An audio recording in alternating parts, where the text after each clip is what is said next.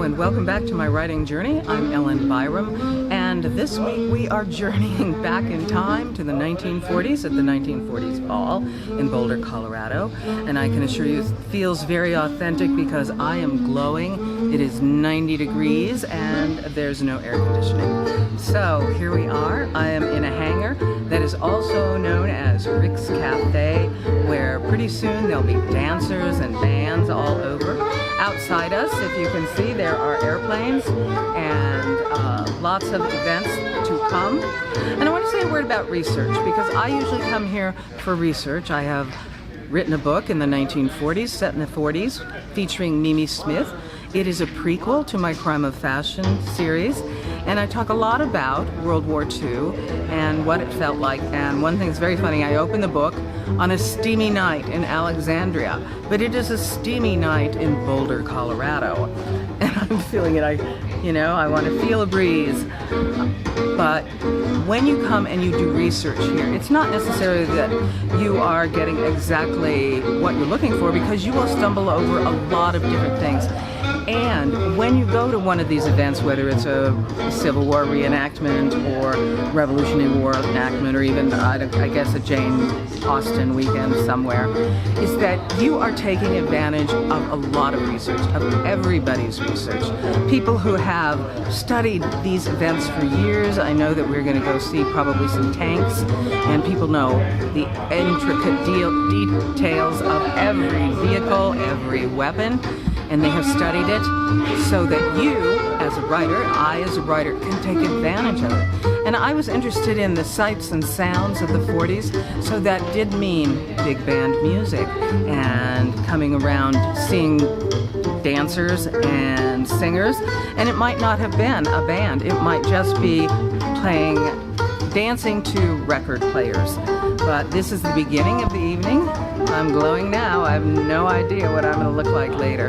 But I'm happy to have you here, happy to talk about things from the 1940s, things that inspire us today. And I think that we see that the 40s are even more important, that we know them and we understand them and we understand what the war was about. And it was a fight for democracy. It was a fight against fascism.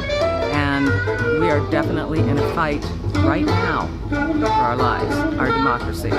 So dismiss it if you will, but I can't. I'll see you later. This 1940s ball advertised the road to adventure, and you can find it if you look for it. From army tents to huge tanks and listening to swing music, the 1940s ball tells any numbers of stories you want to entertain. Reenactors in correct uniforms will lovingly tell you about their equipment, the weaponry of warfare, and the camaraderie they build. There was even an Edward R. Murrow reading dispatches from the front. In addition to vintage Jeeps, there's a lot to look at, including some beautiful vintage cars and hot rods. Amazing. They were pretty, but they were real gas guzzlers. And the airplanes on site are shiny, gorgeous, and vintage, and they draw lots of fans who want their pictures taken with the mighty bird. When they fly above the ball, as they did in the 1940s, you are aware of the sound of the engines and of the gasoline fumes filling the air, and you start to wonder about how it really felt to live in those times. And look at that crazy cowboy. And of course, we have to talk about the clothing. The authentic items from the 1940s are getting harder and harder to find, and you see less of them at the ball. However, there were still some interesting outfits, and just dig that crazy plaid zoot suit jacket on the man in the middle. And here we have Whiskey LaRue in blue, who introduced the contestants for this year's Queen of the Ball. And here is Anna Gorka in the middle, who was named the Queen at this year's ball. She represented the WASPs, the Women's Air Force Service Pilots, who during the war transported aircraft from factories to training bases and more. Kimber Dempsey chose a practical parasol to keep the sun out, and it was a very sunny day. Here we see three women out on a spree, wearing casual slacks, simply having a good time. Perhaps after they got off from work from their factory jobs. In the U.S., casual wear became more prevalent and designers like Claire McCardell became very important on the home front, offering a distinctly American look in which to live and work. On a more glamorous note, Alex Baum and Kim Sewell have donned evening wear, and while I don't know the exact dates of their true, authentic vintage frocks, Alex's mix of colors and fabrics is a preview of the creativity designers used in the face of federal clothing regulations, the notorious L85, which were issued by the War Production Board. Kim is also in an exquisite navy gown with sparkles. And of course, swing music and dancing were a keynote of the times. With so many troubles and worries, one way to disperse that anxiety was to dance. If you go to the ball, you might notice a flurry of polka dots on the dance floor. I think they're more prevalent in this ball than they were in the 1940s.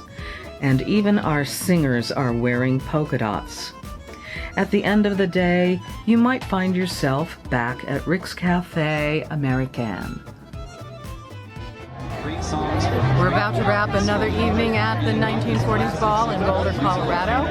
And I'd like to note that so many people here have wonderful stories. Their father, their uncle, their mother, people who served, their grandmother, who served during World War II. Ignore the band, it's very happy, but it's loud. They all have stories that are touching and wonderful about fighting soldiers and people who served their country. Well, my dad was in the Army Air Corps during World War II, but I only know one thing about his time in the service, and that is on July 16th, 1945. He was stationed in Alamogordo, New Mexico, and due to a hangover, alcohol, sleeping, my dad slept through the detonation of the atomic bomb, the Trinity testing. When he awoke, he had no idea what happened, so that was quite a sleep, if you know what I mean. And he went to the mess hall, and people were like, "Did you hear that sound?